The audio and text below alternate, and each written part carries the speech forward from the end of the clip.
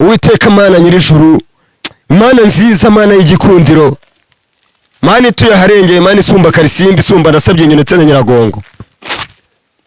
Nkweretse umuvandimwe Skaitu, niwe wamuremye, ubundi yitwa Hahirwa Abasenga Timote, ariko kubera amazina Satani yagiye abungura, kubera ingabo ze z'imidayimoni yagiye abashyira inyuma izibarinda ibumoso n'iburyo, yaragiye yita Skaitu ni ikintu ngo cy'ikirere cya kabiri, ngo nicyo bisobanuye. Mu by'ukuri asigaye ahindura imvugo kubera amayoga, asigaye ameze nk'umuntu udahuticaye amwe utari steady kubera imyuka y'ubusambanyi mugendaho nk'iyimbwa zisenzanya. Asigaye afite ibibazo ntazi byari byo, kandi urabona ko afite umugore n'umwana bakeneye gutera imbere, bakeneye ko ababerera nk'umugabo, bakeneye ko abijisho ry'umuryango we. Mukuyemo imidayimoni yose yari murimo, Mana nubona ubuza aho yishyuriye ijugunye muri super manager byibuze, ariko byibura Skaitu rwose tuzamuramure mu magana menshi y'abahanzi tubona bagiye kuzaducika. Mana ndagusabye komeza umurebe kandi umwiteho, umugendere mu ntambwe mu izina ryawe rikomeye, amen. Uwiteka Mana nyir'ingabo, Mana yakoze ibintu bikomeye kuri iyi si, kubaka isi n'ijuru ukabirema. Imbaraga z'imidayimoni iherekeje bulldog nta kintu na kimwe zisobanuye ku buzima bwacu. Izo ni imbaraga wakirukana mu minota 2 nko guhumbya. Ariya mazina y'amashoka ndetse ngo n'ijisho ry'uruvu n'ibiki byose ni amazina y'ingabo z'umwijima ziba zimuri inyuma. Ndagusaba kugira ngo uriya mugabo muhindurira amateka, uriya mugabo wakomeje kumubaho hafi, wakomeje kumubera imana, gukomeza kumubera inkingi, ariko Satani aranga aravuga ati mu bantu bose ngomba kubohoza, ngomba kubonamo bulldog. Arakugendera mushakira imidayimoni myinshi cyane imugenda inyuma, ndetse yita amazina ahwanye n'ingabo zimukurikiza ziri ibumoso n'iburyo. Izo ngabo ndazitwitse mu izina rya Yesu, ndazitwitse. Abadayimoni abaherekeje bulldog bo kwita amazina ndabirukanye mu izina rya Yesu wabambwe, mu izina rya Yesu ndabirukanye, natokesheje imbaraga z'umwijima ndazirukanye kuri bulldog. Asigare yitwa Bertrand nk'uko yitwaga mbere. Mana urabyumvise, mu izina ryawe rikomeye. Reka nangire ngusuhuze ndetse nkwifuriza umunsi mwiza, nkwifurize gukubwa neza, nkwifurize gukomeza gukomera muri ubu buzima nyine tubamo umunsi ku munsi. Ni kuri Steve Ngeni Blaise nk'ibisanzwe iteka. Reka nkubwire ko nyine ari umunsi Imana ibaduye ngo twishime tunezerwe. Ndi kumwe n'umwe mu bastar twari tumaze umwanya dukeneye cyangwa se dushaka, nyuma yuko yateguye ibitaramo bitandukanye. Kamaro umeze neza? Mana imeze neza, ndi mu mwuka wera. Meze neza, ndi kumwe na Holy Spirit. Nubwa mbere watangira uvuga ibyo bintu. Uyu munsi ndashaka gusengera abantu. Amadayimoni yo muri industry ndetse no muri entertainment ndayirukana mu bantu bamwe nyashyire mu bandi. Ubundi hahire rimwe. Ngo kuki? Ntago shaka ko twese tuzajya gihonomo. Bagomba kuvamwe bamwe bazakira bakajya mu ijoro abandi bagashya. Uyu munsi rero ndirukana imyuka mibi, imyuka y'incakura, kurucina. Zose nazitwika zijye mu marunga, zijye kwifatanya na Nyiragongo. Ubu nta brage zihari. Noneho ukuntu utangiye ikiganiro rero, ndabona uri mu mwuka. Bro, bimeze bitese amakuru? Amakuru ni meza, ari mu mwuka wo kwirukana imbaraga z'incakura, nkazivana mu ba entertainer bose, nkagira abandi nzishyiramo. Ngibora tukareba bari kuri dog riri hejuru nk'aba super manager, gafata imizimu muri Skaitu nkayimuvanamo nkayishyira muri super manager hagahira rimwe. N'ubundi nta kintu tuzamusaruramo. Ndashaka kugira ngo ndebe abantu byiboramo nako bazagira vision, byibora abandi bo bantu dushyiraho umwuka w'Imana, abandi bose tubahereze nyirabo Satani abatware. Byatewe n'iki byo bintu? Oya, none se nta muntu wo muri entertainment ukiri serious. Urajya kumva ubajije umuntu ngo witwa nde akakubwira amazina 12, ise na nyina baramwisabira. Ibyo bintu bibaho. We yongereyeho 10. Ubwo iyongereyeho 10. Iyo myuka y'ubucakura yose ndashaka kuyirukana mu bantu bo muri showbiz bose uyu munsi. Umuhanzi ugira amazina 2 umwe gusa ni Mico the best, ariko nawe the best ntago ari iryo. Ubundi Turatsinze Prosper, ubwo nawe yongereyeho 2. Ubu si ibintu tuzabyita ngo iki? Bulldog ngo nitwa Ishoka, ngo nitwa West, ngo nitwa Ijisho ry'uruvu, ngo ni Motherboard, ngo ni ngo Chemotherapy, ngo ni bicyaho saba daimoni. Ara na amazina y'abadayimoni babari muri uwo muntu yanda bari kuvuga uvanya wa yase na nyina. Ayo mazina yose ndashaka kuyirukana mu bantu. Guto umuntu azakita papa cyangwe afite izina rye ise yamwise rifite ahantu rihuriye n'idini rya se na nyina, n'idini yabatirijwemo. Uri papa cyangwe ni iki? Ibyo ndabyirukana. Koko papa cyangwa yitwa Rocky Kimomo. Urumva? Umuntu yitwa Rocky Kimomo gutwe kandi yitwa Hakizimana Karekezi. Mwagiye muvuga amazina yanyu, urumva ayo amadayimoni yabinjemo mukayihorera. niba ariyo atuma mukora amazina uyu munsi mugomba kuba abasitari mwakoresheje imbaraga z'Imana. Uyu munsi ndabakoramo iyo midayimoni nyirukane mu marunga igende ijye muri zasabye nyina za Nyiragongo. Ase Kamaro aka kanya urumva uje uvuga njye ndabona ukuntu waje ebana ntago bisanzwe ibintu byatewe ni ibi bintu se naje gusengera Skytu niwe naje bwa mbere. Papa cyangwa ubundi yitwa Bijuru ngaho uraza kuba witwa Bijuru warangiza ukongeraho ngo Papa cyangwa kandi izina rya Satani niryo ritera imbere cyane nta n'umuntu uza Bijuru. Izina ry'Imana niriri kumenyekana muri bano bana bayo ari kumenyekana izina ry'umudayimoni wakugiyemo nyuma ngo Papa cyangwa niryo bazi kandi yitwa Bijuru. Amazina yose ya Satani ndashaka kuyirukana uyu munsi agasigara amazina y'ababyeyi y'amadini twabatirijwemo. Ubu se utambeshye Kamaro aba bahanzi ntago bari bukwinube bavuga bati cyangwa banyinubiki ntibabizi ko bafite amazina y'amadayimoni. Ayo mazina kuki ariyo mazina bari kuzamura. Kamaro si izina rya data na mama hari n'izina muzi sindi umusitari se simfite platform nini sinkurikiranwa n'abantu benshi mu gihugu miliyoni 10 na zingahe z'abantu narimo zingahe zinzi bakoresheje amazina yabo bakareka kwitwaza ni mazina. Ubusibo ntibari bugire ngo wenda ni ifiti n'ubafitiye ifite naryo se ko ntawe ngiwe nta nuwo ntahiwe kucyo mbabwira ko uko ngomba kubavana imyuka mibi n'amadayimoni gusa nta kindi bakoresha amazina yabo. Naho niyagira umuhanzi promoting izina rye riri kwiranga muntu turebe ukamenyekana niba batemera ko bakoresha amazina yo kwa Satani. Ushingira kuki uvuga ko aba bahanzi bakoresha amazina y'amadayimoni? Ni amazina y'amadayimoni nyine. None se gute wiyita izina urumva ukita nk'ubu nka Bulldog yitwa ngo ijisho ry'uruvu tujye tuvugisha ukuri umuntu w'umugabo yitwa ijisho ry'uruvugute ngo Bulldog ibyo bisobanuye imbwa nini man ibintu ntibirengeje kwemera ko kandi ubundi yitwa Bertrandera akazina ka sena nyina kiza cyane rwose karyohiye amatwi man. Ndayishimiye Bertrand izimo yo ngo ndayishimiye byiburi yaza kuryita wenda akajya cisha yari akavuga ngo ndayishimiye wenda navuga ga Satani ariko kareka kugenda kujya kwita ngo ijisho ry'uruvu ngo madabod nk'ishoka iki ngo bibiti bisi bikora hasi umuriro ukaka ibyo bintu bibaho. Kamaro aba bahanzi ni baramuka bagusubije ko biri ubu ibintu birebire nibansubize nyine bashyira ukuri ko abahagaragara nkuko nanjye ntabatinye za kubivuga. Aho ubundi kuri kuvuga ibintu by'amadayimoni Kamaro uzi gusenga ngo sengere se ngo sengere none aho reba ukuntu Iris itizamuka ikabaca no ya mbere mu ngaho ndwanaho nkurwaneho.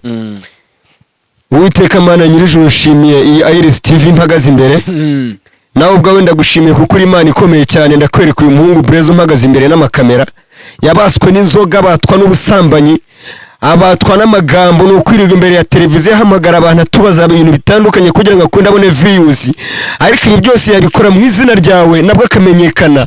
Iyi TV yiwe itagira views 10,000 ku munsi ikagira views 500 akaba umwana ugendera mu kuri no mu mucyo ukamwibagiza kugenda ataguhesha icyobero yambaye ubupokete busa naba ameze nk'ingunzu ameze nk'umuntu udafite ahantu ataha kandi ari umuntu w'umusore ufite igikundiro kiturutse mu ijuru. Iyi Satani iri kugenda imwongoza imubwira ngo ca hirya no hino wambaye za pocket n'ibiki ndayimwanyuraho mu izina ryawe ndamusabiye kugira ngo mugire umusore muzima amazina akoresha yandi atahawe n'ababyeyi we atagendeye ku idini rya se na nyina uyamukureho mu izina rizima. Urumva abo mwana mwiza cane izamuke ubundi imizimu yose igenda ijye mu marunga nareka kwitwara nk'imbwebwe abo umuntu w'umugabo ufatika kandi agira ubuzima bwiza ni mu izina ryawe rikomeye byemeye amen.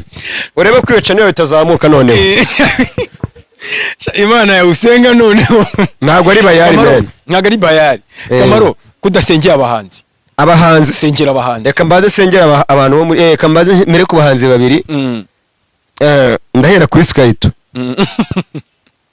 Uwiteka Mana Nyirijuru Imana nziza Mana y'igikundiro Mana ituyaharengeye Mana isumba karisimbi isumba ndasabye nyine ndetse na Nyiragongo nkweretse umuvandimwe Skytu niwe wamuremye ubundi yitwa Hahirwa Abasenga Timote ariko kubera amazina Satani yagiye abungura kubera ingabo ze z'imidayimoni yagiye abashyira inyuma izibarinda ibumoso n'iburyo yaragiye yita Skytu ni ikintu ngo cy'ikirere cya kabiri ngo nicyo bisobanuye.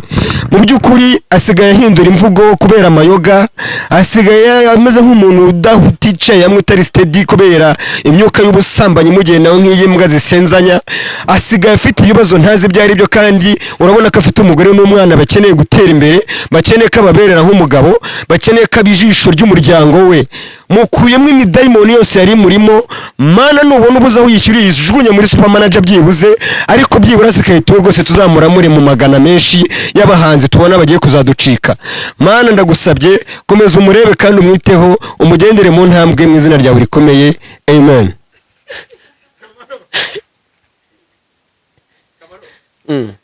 undi muhanzi rero wenda kano kasiketi turanakagarukaho kuko hari n'igitaramo mufitanye ariko ndaje wenda nkubaze hari undi muhanzi usengera undi muhanzi ndi gusengera se ni Bulldog nshaka gusengera Bulldog kabisa Bulldog amwikomye kweli yafite amazina menshi ese umuntu yitwa Madabodi ijisho ry'uruvu urumva Sitana chemotherapy urumva arya chemotherapy Mozira urumva ishoka no aya ni amazina y'ingabo Satani yamushyize inyuma ndayirukana mu izina rya Yesu. Uwiteka Mana nyiringabo Mana yakoze ibintu bikomeye kuri iyi si kubaka isi n'ijuru ukabirema. Imbaraga z'imidayimoni herekeje Bulldog nta kintu na kimwe zisobanuye ku buzima bwacu. Izo ni imbaraga wakirukana mu minota 2 nko guhumbya. Ari amazina y'amashoka ndetse ngo n'ijisho ry'uruvu n'ibiki byose na amazina y'ingabo z'umwijima ziba zimuri inyuma. Ndagusaba kugira ngo uriye mugabo muhindurira amateka. Uriye mugabo wakomeje kumubaho hafi wakomeje kumubera imana gumeza kumubera inkingi ariko Satani aranga aravuga ati mu bantu bose ngomba kubohoza ngomba kubonamo Bulldog arakugendera mushakira imidayimoni myinshi cyane imugenda inyuma ndetse yita amazina ahwanye n'ingabo zimukurikiza iri muso n'iburyo izo ngabo ndazitwitse mu izina rya Yesu ndazitwitsa abadayimoni abaherekeje Bulldog bo kwita amazina ndabirukanye mu izina rya Yesu wabambwe mu izina rya Yesu ndabirukanye natokesheje mwe nitu imbaraga z'umwijima ndazirukanye kuri Bulldog asigare yitwa Bertrand nkuko yitwaga mbere Mana urabyumvise mu izina ryawe rikomeye amen. Amen. Kamaro ariko Imana ubundi usenga Imana yawe none se ni yawe ni yawe ni Imana yacu twese kandi Imana yumvira ibintu muri angles zitandukanye ushobora kubusega Imana yawe wibereye no mu kabari kakumva ukaba wayisenga wibereye no muri interview kakumva kubera ko Imana yo ubwayo ireba mu mutima w'umuntu ntagireba physical appearance cyangwa ireba ngo big down twambaye ngo ama sneakers ngo cyangwa ngo za Jordan oya ntagireba ibyo ngibyo byose yo ireba internal nagireba externe sibyo no kuvuga ngo rero ndi gusenga irabizi ko neza ibyo ndi kuvuga ari byo nese je bondi no bana afite imodoka igura 1 miliyari apana abantu bavuga ngo bayasinye uzatekereza ko iri kuva he iri kuva nyine kuri ibi bitangaza Imana iri kunkoresha hano ntago uri kubibona se ntago uzana wanditse muri Bible ngo nzahagarara ku bitugu by'umupfapfa mvuga uzumva ntago bizi ako kuki mugende mugahinduka mutarabanje no kwibuka iyoboka Mana mwasegaga muri Sunday school ntago mwese mwigaga muri Sunday school Kamaro usa n'umuntu wigeze kujya mu gakiza wemera ubuhanuzi no ubuhanuzi bwa mbere nemera nubwo umuntu avuganye n'Imana ku giti cye kandi wovugana n'Imana navuga abandi umuntu akubwiye nge ntago mbwemera nyose bo baremezwa n'iki kubwo buhanuzi nyine nge nabasabiye ku Mana ariko nabasabiye urumva nirukana amadayimoni ntago nabahanuriye ibaze supermanager niyumva ngo amadayimoni ya Sky tuyashyize muri supermanager nta kibazo ubwo nawe azasenga Imana yayobeshe yashyire mu wundi nawe azasenga iyajyane azasenga iyamukuremo yashyire muri papa cyangwa yashyire muri DJ Brian n'ubundi mbona ari nkayo muntu wagira ngo yaba afite menshi kandi Brian ni inshuti yawe shake ko niba ari umugore ufite amadayimoni ku isi ni DJ Brian kubera iki ngiye ngo ndazira tatuwaje yiba wenda muri zira ntumwa za Yesu zabayeho za kera hari mwigeze kugira 3 ariko wari Brian nyamara dore rumwe mu banzi bari kuzamuka Kamaro ufite indirimbo nshyashya Brian ntago azagukina supermanager nakora bazaguha Sky nawe ndaje mbikubaza ibye sha Imana nivuga ati Kamaro gende ije kuri RBA nzasanga gitego yapfukamye na Anita Pendo mvuga ibyo ngomba kuvuga nindagiza ntaye ntago ngewe ntegereje kugira ngo abantu bazampromoting kubera ko imbaraga afite ngewe ubwanye ku giti cyane na confidence zanjye zinyemera gukora promotion ibihangano byanjye bikabiri kuri ordre nkabikora neza kandi bikamenyekana urabisonde umukomedi hano mu Rwanda wamenyekanye muri filime nyarwanda subizi biriya byose ntago nagiye mu ishuri kubyiga nabaye umuntu wa mbere mu Rwanda hano mu photography wa trendinze mu gihugu cy'u Rwanda wakoreye media house nyinshi zitandukanye nagiye kubyiga nyuma ariko impano nani mfite yo gufotora ni impano nani naravukanye sibyo no kuvuga ngo nibi ngibi nabyo ndi gukora bizongera bitrending bro mfite impano 1000 Imana suzi ko umuntu wese afite ubushobozi bwo kugira impano 1000 se Imana yadushyizemo ejo uzambona wewe afite nini impano runaka utaruzwe nayo mfite duherukana rero umbwira ko ugiye gusohora indirimbo Osea yarasohotse iri kuri channel ya Stuggies Entertainment wandika Osea ni Oceans nyine ni Osea cyangwa se ugashyiraho Osea by Kamaro kuri YouTube ugatubona bahita bakwereka video nziza eba ifite foke imeze neza kabisa. Yeah. Ninde wayikoze Kamaro? Ni The Benjamin, ni legend wakoze indirimbo nyinshi hano mu Rwanda, abasani benshi bamuciye mu ntoki, bamuciye mu maso, bakoze imitwiko myinshi itandukanye. Niga niwe wankoreye video ya Osea kandi yayikoze neza. Ntekereza ko n'abantu benshi bamaze kumbwira bati rwose The Benjamin ngira ngo noneho mugaruye mu kibuga, dore ko yari yaravuye mu kibuga akajya mu mufirege. Ahubwo se wamukuye cyane nagiye kumuhiga nyine ndamubona. Erega hano hari impano abantu barashaka. Mweruka kera na za Band Boys n'abandi ba star batandukanye ariko yarabuze. None wewe waramubonye. Aho ntugiye kuzana ba bantu ba kera bari barabuze. Of course n'ubundi rega bajya bavuga ngo nta gihe cyabayeho kitagaruka. Kandi noneho nta bantu bakera nta nabo ubu ngubu. Iyo uri umunyempano cyangwa se ukaba uri entertainer igihe cyose wahitinga. None se super manager si wa kera ko izo generation zose zaciye aho ngaho nta nimwe yajemo ngo akore wenda music ye cyangwa se garagare muri entertainment yo mu Rwanda, si yaje akaba convaincre n'umuduri afite imyaka 50 n'imisago ngo n'umuduri. None se kirase bakita umuduri yacurangaga inde se super manager n'igicu ninde harya nuze wa ndukutse amenye yitwaje Gisupu gisupu si yaje akatwemeza se super manager wagira ngo gutyo nyine ahuma nk'ingurube. Super manager ntago uri mu mukire. Bimwe mu bintu rero ntanakwibaza. Manu tumva mvuze ingurube, attention tumva mvuze ingurube, dore niyo mpamvu usigaye ubona abantu mumara imyaka 50 murwaye sida mutarapfa, ingurube niyo ibavura. Dore mutangira kurya ingurube musigaranye umusirikare umwe, nyuma y'umwaka ugasanga mufite amabatayo y'abasirikari mu mubiri wanyu. None mvuze ingurube utangira kwisekeshwa. Ntago z'abantu bari batangiye kugenda bunamye umunsi basiga bameze nk'abamizera krete. Wajye umbabarira. Reka dukomeze. Bande giye barezababona one day. Nawe ugira icyo ku kabenzi. Ndakarya nyine none suboniza imbaraga nazikore zo kuvuga.